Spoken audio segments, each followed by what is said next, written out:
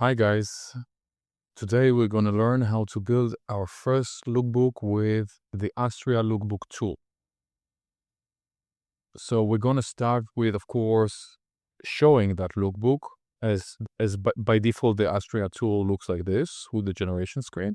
We want to open up the lookbook tool with this button right here.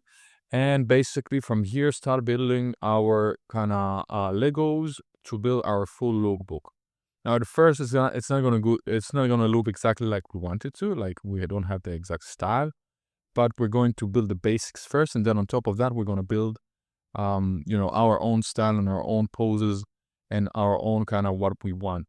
And I like to address it sort of as building like a block upon a block upon a block, like Legos in some sense, where we start with the basics, kind of manifest that, see that it works for us, and then from there, going and tuning it to our style, and then eventually building a template out of that. So basically, I always start with the face. Now we can see here we have 9 cubes. Each cube represents something different. So I'm going to go to the face cube, and I'm going to pick a model. These are all public models. Naturally, you can build your own models, and then use them here. If you want to know how to build your own models, we have a different video for that.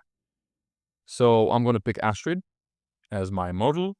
I'm going to pick the pose that I want. I want a front pose. Now, if you noticed, we have here also a button that says add front, back, and side, which basically then will add the 3 angles, the front, back, and the side. So I'm going to start just with the front for now. Then we have to choose, of course, the top, which is like the shirt. And then we have this public tank top. We can choose the bottom, which is kind of these kind of jeans. And if you notice in the image here, we have a label. And now sometimes the eye doesn't know what to do with this label because it is in the image. So we should tell him to remove the label, but that's in a few minutes. We want to talk about that. Basically a background. Then a background usually for a studio could be something that is, something outdoors or something, an image we pick for a background. But a lot of the times a studio background or a lookbook background is a clean, usually white or some sort of color background. In our case, we're going to just do it white. So we can either pick a background here. We don't have public backgrounds. We can upload our own background, or we can pick a color like I'm going to do now. So I'm going to press the pick a color button. I'm going to say white. Again, pick color, white. And we have kind of a white background here. You can see now we have already like our building blocks inside the generate box or the prompt box. That's basically what this lookbook tool does. It kind of publish everything in our prompt box, so we don't have to, in a very clean, easy way. Then we can choose our footwear. And now basically we have our model. We have what she's wearing, the top she's wearing, the bottom she's wearing, her shoes. We can also add a jacket, some accessories if we want, like bracelets, earrings, a hat, glasses, and such.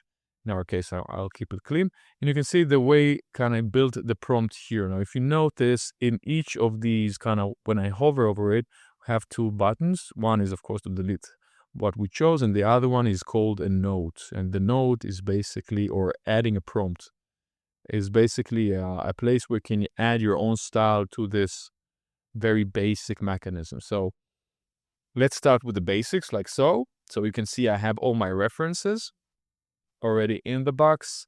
I have the description of the background, which of course the system did for me. I have the Nano Banana 2 engine picked. I want the ratio to be 3:4. The 2K resolutions, I want to do, let's say, 2 images in our case. And from this point, I can go and generate. All right, great. So we got 2 images with Astrid wearing what we wanted her to wear. pretty solid with, a super white background. You can see that the image is not exactly the same. There's a little line here in one, and the second one is pretty clean. I like the clean one, so we're gonna go with that one. Yeah, cool. But it's kind of boring yet still, because it's very plain. She's like standing in a very kind of not interesting pose. Her face is kind of numb. So we're going to change that and spice it up a bit in a second. But first, let's do the back as well and the side. So I'm going to go here again on the pose. I'm going to click it again. And I'm going to choose the 45 angle view. And if I press it once more, so I change the pose to 45, but also I want a back view, but I don't want a front because I already have one. So if you see the little plus here, you can see it says add to selection. So basically that means I would have two separate generations. One is the back view and one is the angle view, instead of doing it twice. So that's a nice feature. I'm going to add that. Okay, and it's been added. It's down here. Because of the node, you cannot see it, but you can see +1. That means that it's been added to this thing. Again, I can play around with the visibility of the node. And now I'm going to generate, and it should generate twice. As you can see, it kind of prompts me up and says this will generate 2 prompts. Would you like to continue? Yes, I would. Thank you. And now we can see that our 2 generations running, and we're going to wait until it's done, and then I'm going to start kind of spicing this up and maybe adding some more clothes that we uploaded our own. All right, awesome. So we have the 2 generations ready.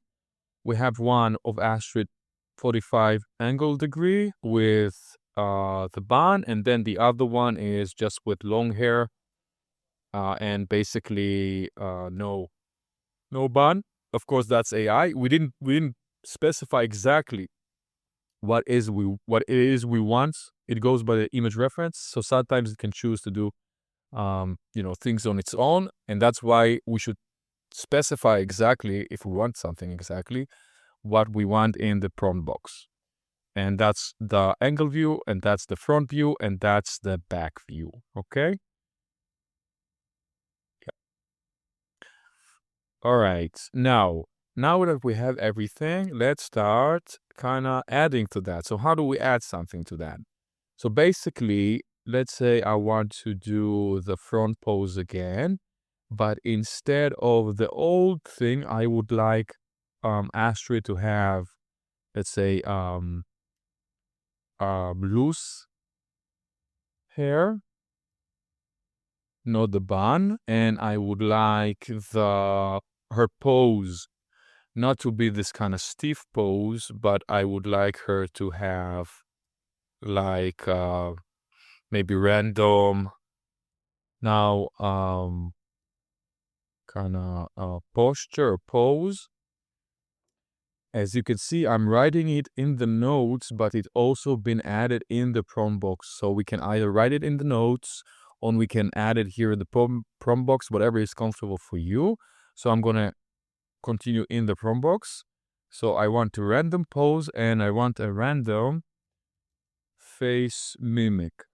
Now, all of this can be, of course, elaborated and can be very specific or I would choose random just to show you guys that what random does. But if I want something, let's say, still not very specific, but something that kind of captures a spirit of something. So, for example, I can write, emotion, something like that, so that then the person is kind of moving in a way, or it kind of captures him moving in a sense. It could be, I can say, walking, from side to side, and then it will capture it walking. So really, the options are up to you. Whatever it is you are want to like being creative. But what's your angle? How creative you want it to be? We have some brands that are basically are very strict about how it looks, and they want very stiff things, and others want really, really free and such. So basically, it's up to you guys. Okay, so I said now random pose, random face mimic.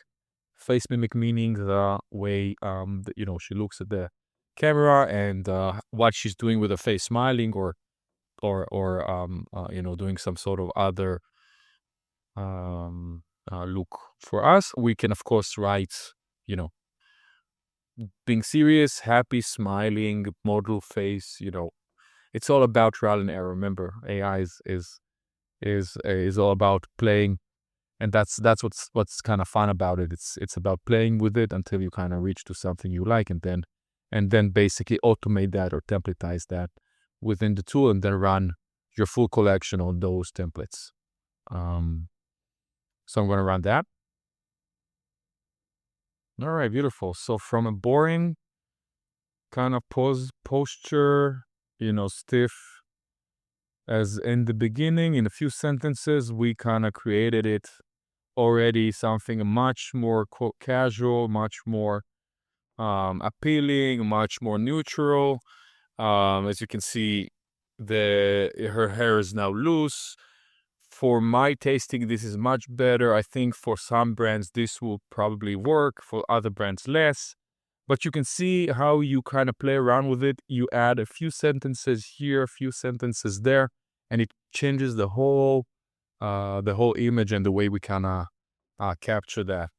I think that's about it. It's pretty straightforward. I don't think we will elaborate more about this specific thing. You also have here a how it works video, so you can look at that. And of course, come back to this video. Next up, we're going to do templatization. Thank you. See you next time.